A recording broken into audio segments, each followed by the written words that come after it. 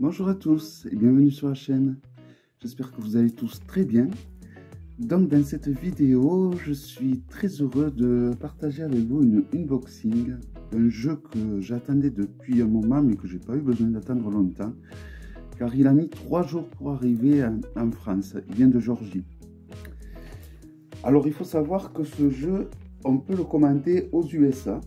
Mais qu'aux USA, il va coûter 50 € au lieu de 40 et que les frais de port s'élèveront à 50 € au lieu de 13 et qu'il y aura des frais de douane et des TVA. Tandis qu'en Géorgie, vu que on reste en Europe, du coup, il n'y a pas de tout ça. Donc voilà, donc je suis super content. Le colis est décoré d'une petite étoile. C'est pas grand chose, mais bon, ça fait plaisir. Je me suis armé de mes ciseaux de Jack l'Éventreur ou de tueur, je sais pas. Je trouve que ces ciseaux, ça fait des ciseaux de serial killer ou de tueur, je sais pas. Enfin voilà, c'est un jeu que j'avais pas prévu d'acheter, mais quand je l'ai vu, voilà, j'ai craqué. Parce que c'est un jeu où il y a toutes les mythologies confondues dedans. Enfin toutes, non pas toutes, mais... Et puis surtout, toutes les arcanes de ce tarot correspondent en fait aux 147 maximes de Delphes. Alors Delphes, ça se trouve dans le temple d'Apollon, je crois. Oui, dans le temple d'Apollon. Et donc c'est une grosse dalle où il y a donc les 147 maximes. Alors il y en a que vous devez connaître, c'est du genre aide-toi ou connais-toi toi-même. Ah, j'aurais dû en noter quelques-unes. Avec ma mémoire de poisson rouge, je les ai oubliées. Mais bon, vous devez les connaître. Donc voilà. Alors j'attendais ce jeu, mais je l'attendais. Parce que j'ai eu un gros coup de cœur. Alors il a les tranches holographiques. Alors vous savez, j'aime bien les jeux qui ont des tranches neutres en général. Mais les tranches holographiques, ce sont des tranches de très bonne qualité. Comme les tranches noires, mat, ou comme les tranches or antique, ou comme les tranches rouges mat. Voilà, il y a des tranches comme ça qui sont plus solides que d'autres.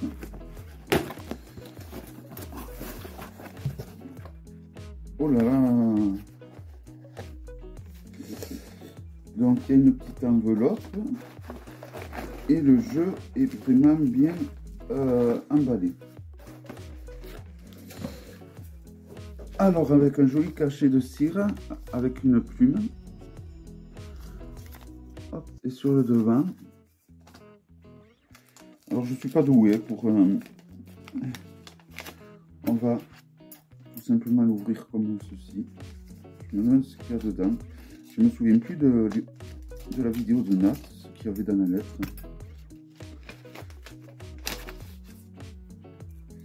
Ah d'accord, ok. C'est un peu pareil que elle. Donc il y a un triskel. Donc apparemment c'est un porte-bonheur. Je le mettrai dans le tarot.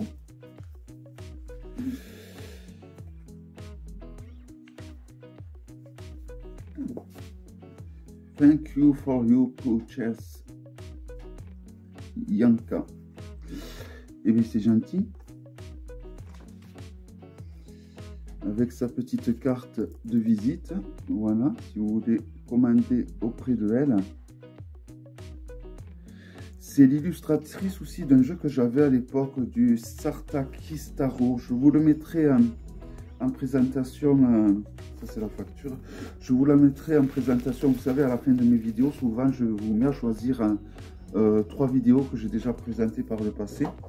Je vous mettrai donc la présentation de ce fameux jeu que je vous parle, dont je m'étais débarrassé parce que bon, j'avais pas une grande accroche, mais par contre celui-là, et je remercie Nat de l'avoir présenté parce que si ça n'avait pas, je l'avais déjà vu, mais comme je savais que c'était le même créateur et que l'ancien m'avait pas plu tant que ça, voilà, j'avais pas l'intention d'acheter du tout. Mais quand j'ai vu que quand j'ai compris que toutes les arcanes correspondent donc aux 147 maximes de Delphes, c'est un petit plus historique. Alors regardez, c'est joliment emballé dans un joli paquet cadeau, franchement. Ça fait toujours plaisir, hein. Alors moi par contre les paquets cadeaux,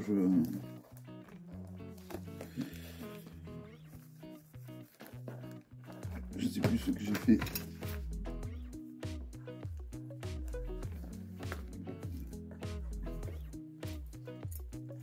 Voilà, donc ça je sais pas ce que c'est. Non, c'est des étoiles. Je pense que c'était une fleur de vie.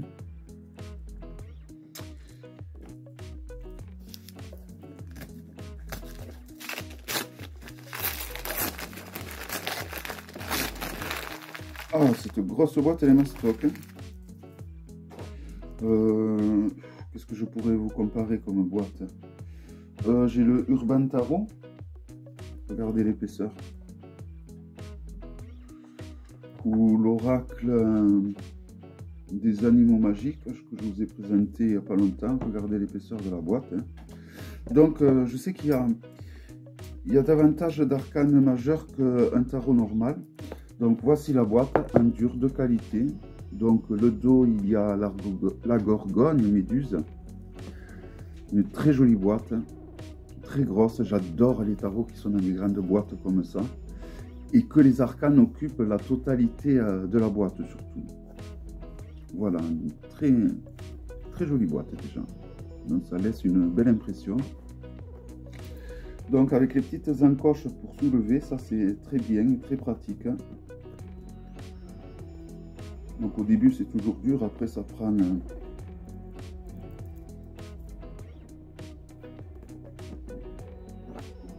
du jeu. Donc le guidebook, il est entièrement en anglais.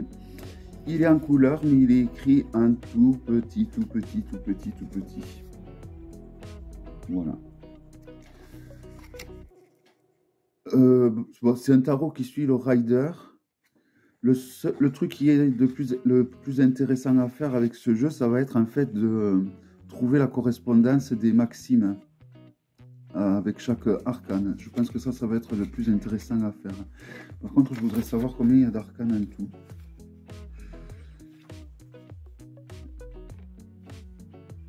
Et comme c'est en anglais,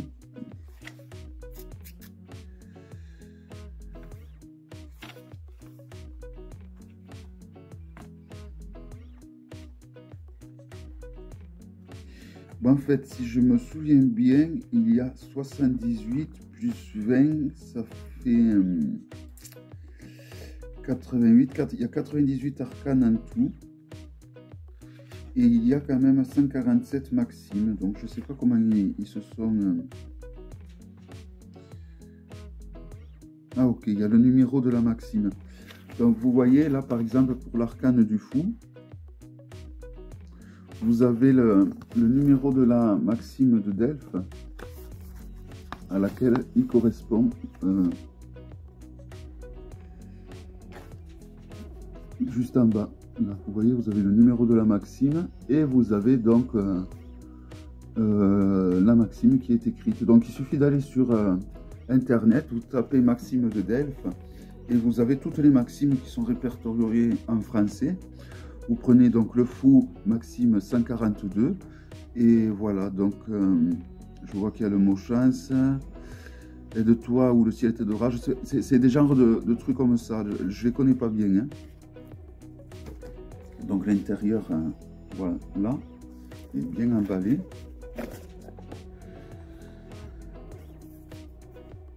J'espère qu'il sera assez grand pour que je puisse y mettre une pierre, j'y mettrai un galet si jamais, une pierre plate. J'ai envie d'y mettre un œil de faucon.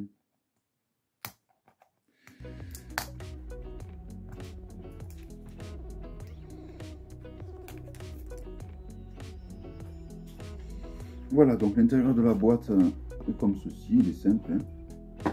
Donc c'est un peu le bordel parce que je suis en train de préparer un vlog en même temps pour ce week-end. Voici donc les fameuses tranches holographiques. Alors normalement, les tranches holographiques sont vraiment des tranches de très bonne qualité. Il n'y a jamais rien à redire à ce niveau-là.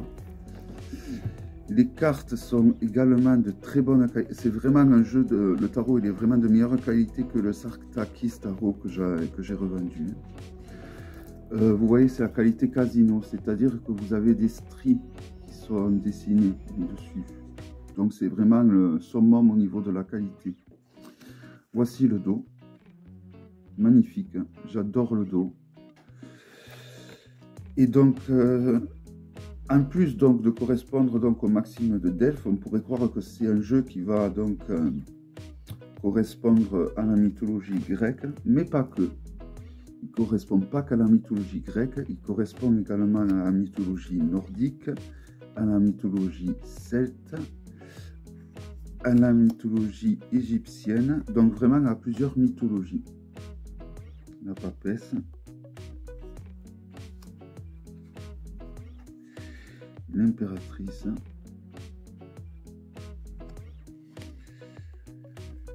L'empereur, qui fait vraiment très empereur. Hein.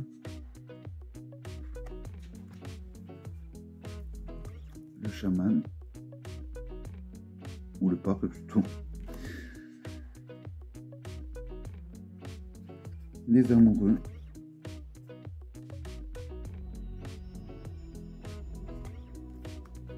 Donc le chariot qui doit correspondre à Poséidon, je présume.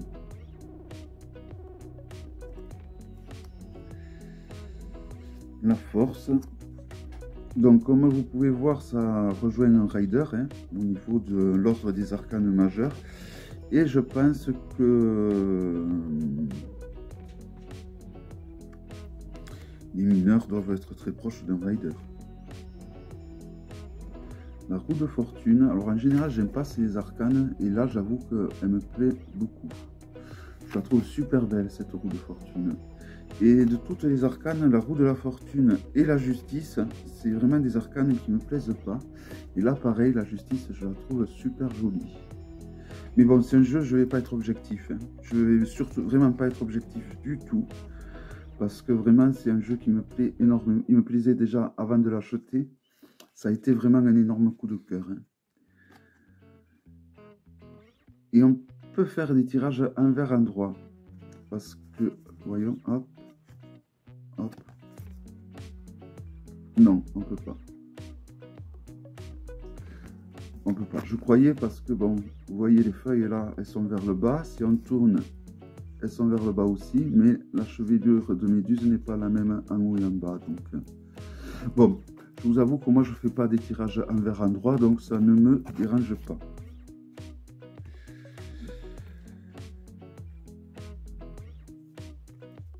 La tempérance. Donc on reconnaît de suite les arcanes. Hein. De toute façon, il y a le numéro. Le 15, le diable. Alors la tour qui ressemble beaucoup à la tour de Babel, on dirait.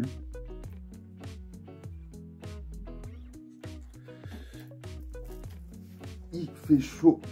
Je sais pas chez vous, mais chez nous, je crois que la canicule commence à arriver. L'étoile.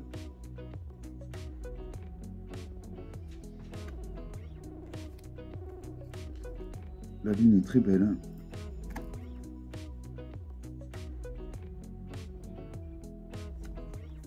J'adore ce jeu, vraiment. Oh là là, ce coup de foudre. Magnifique.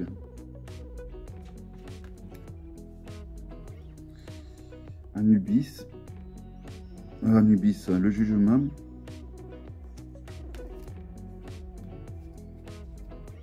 Le monde. J'entends une guêpe. Ou une abeille. Donc là, nous sommes à l'as de coupe. Avec des tons bleutés. Donc les coupes vont représenter plutôt la religion grecque, j'ai l'impression. Vu le style de soldat, là, ça ressemble vraiment à... Oui, c'est ça. Nous voyons le 4 de coupe. J'espère que c'est dans l'ordre. Parce que là, je vois les épées.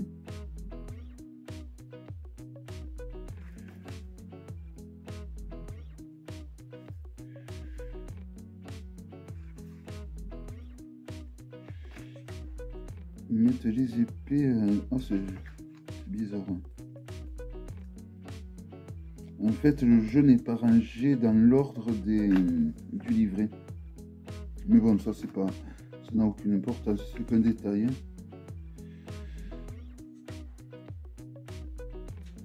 Non, ça n'est pas écrit le dieu ou le personnage auquel il correspond.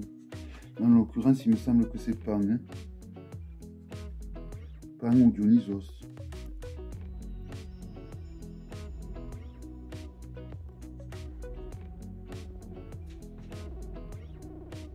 C'est un satyre, voilà, tout simplement.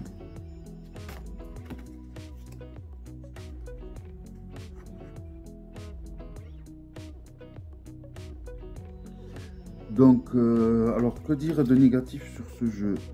Je vais avoir du mal à trouver des choses négatives, parce que c'est vrai que quand on entend un jeu depuis un moment, non, je ne l'ai pas attendu depuis un moment, parce que quand on entend un jeu depuis un moment, des fois l'envie s'émousse avec le temps, et quand on le reçoit, on est moins enchanté.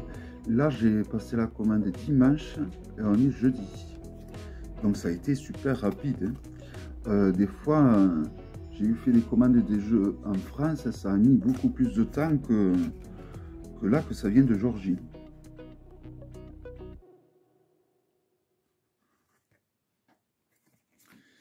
Donc, la princesse de coupe pour le page.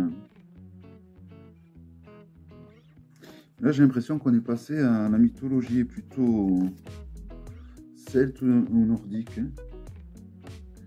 Le cavalier de coupe et la reine de coupe, le roi de coupe. Donc là nous passons au pentacle avec la croix de Ankh, donc ça devrait être l'Égypte, mais je crois que c'est mélangé, c'est pas forcément, enfin on va voir.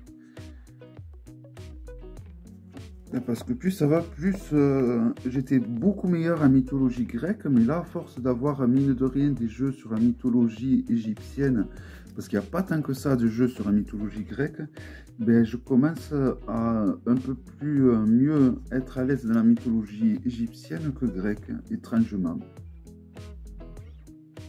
Après, le truc, c'est que quand je m'intéresse à quelque chose, je m'y lance à fond dedans, je lis plein de bouquins, j'achète plein de jeux sur ce thème. Et donc, bon, et en l'occurrence, dans le domaine de la cartomancie, il y a beaucoup plus de choix au niveau de la mythologie grecque ou même nordique, égyptienne ou même nordique, mais dans la mythologie grecque, il n'y en a pas tant que ça, je trouve. Il n'y en a vraiment pas tant que ça. Voilà, vraiment. Alors, les arcanes sont d'une excellente qualité. Le contour qui a été choisi, bon, j'aurais préféré un contour hors mat ou hors antique, mais je fais une fixette avec ces contours. Et je trouve que ça aurait été, bon voilà, holographique, ça me va très bien, c'est très joli aussi, et ça reste solide. Et ô combien même ça serait pas solide, ça protège le jeu.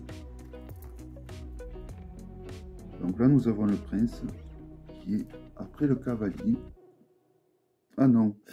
Alors, pour les deniers, nous avons la princesse et le cavalier a été remplacé par le prince.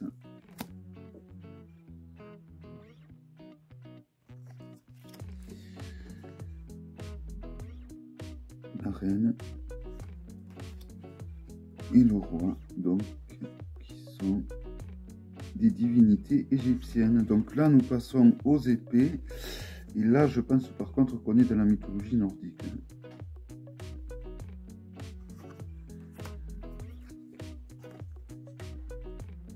La harpe et les habits me font dire ça.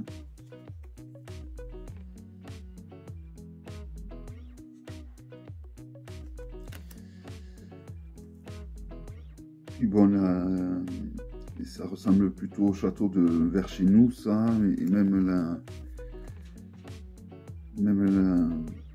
le décor extérieur. Hein. Le 6, l'épée. Donc vous voyez, si vous connaissez le rider ou si vous avez un livre sur le rider, vous pourrez très bien vous en sortir avec ce jeu, quoi. Et puis surtout que ça fait un jeu vraiment de très bonne qualité, reçu rapidement. Puis bon, moi j'aime énormément tout ce qui est mythologique, hein, donc je pensais pas du tout que ce jeu allait me plaire. Je remercie énormément la fille de Nat, car c'est sa fille qui l'avait offert pour la fête des mères, et donc sans elle, je serais passé à côté. La princesse d'épée est magnifique.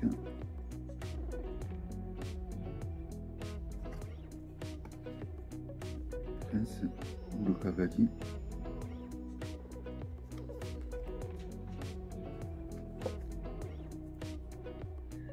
Ma reine. Et le roi. Donc là, on était plutôt dans la mythologie celtique, je pensais, vu que le roi ressemble beaucoup avec Cernunnos, à Cernunnos, avec ses... Donc là, on est plus dans la mythologie nordique, je pense. Donc il devrait y avoir Thor ou Odin.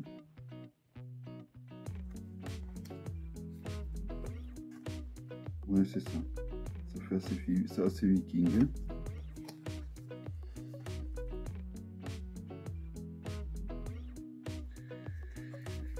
Le 5 d'épée, on peut reconnaître Loki, hein, avec ses deux fameuses cornes, le dieu de la malice. Le 6.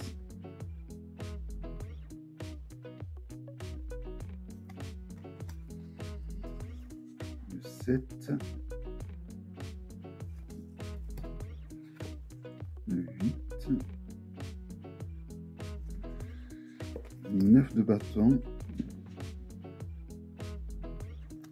Et le 10 de bâton. La princesse de bâton. Le prince ou le cavalier de bâton, donc qui est Thor, hein. On reconnaît avec son marteau. La reine.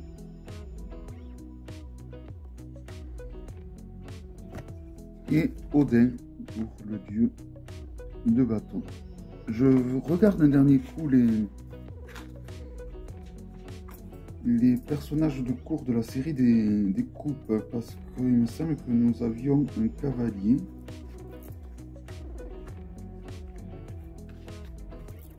Et que, donc à part les coupes,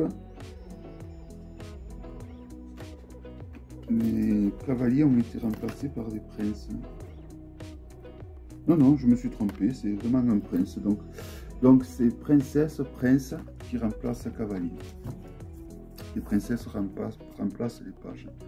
Donc tout le reste sont des arcanes supplémentaires. Donc ceux-là correspondent aux 4 religions. Donc l'équinoxe, qui ressemble beaucoup à Hécate. Hein.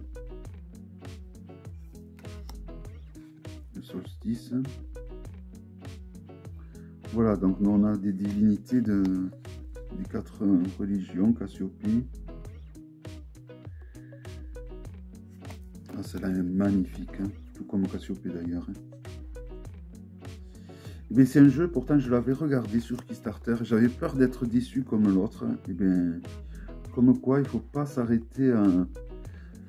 Comme quoi un créateur peut se surpasser et faire mieux que... L'ancien jeu qu'ils avaient fait, toutes les arcanes mineures se ressemblaient, elles étaient toutes sur le même ton de couleur, c'était pas... Alors ça doit être l'Atlantis, je pense. La quête, ça me fait penser un peu à l'Odyssée.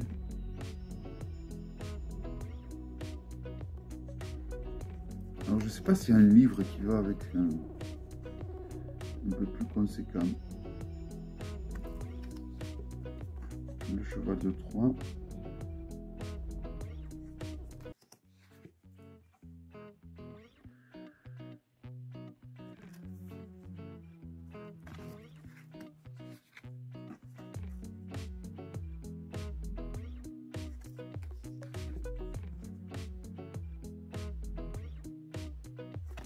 Donc Midas qui ne pouvait aimer personne, qui ne pouvait avoir de vie de couple avec personne, qui ne pouvait pas avoir d'enfant, qui ne pouvait rien faire du tout, car sa malédiction, il était tellement avide d'or que les dieux, pour le punir, décidèrent que tout ce qui toucherait se transformerait en or.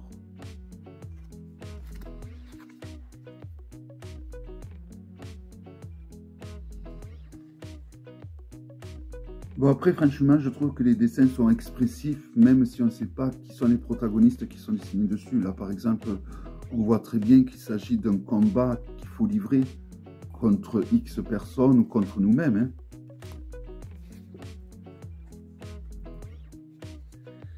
La création.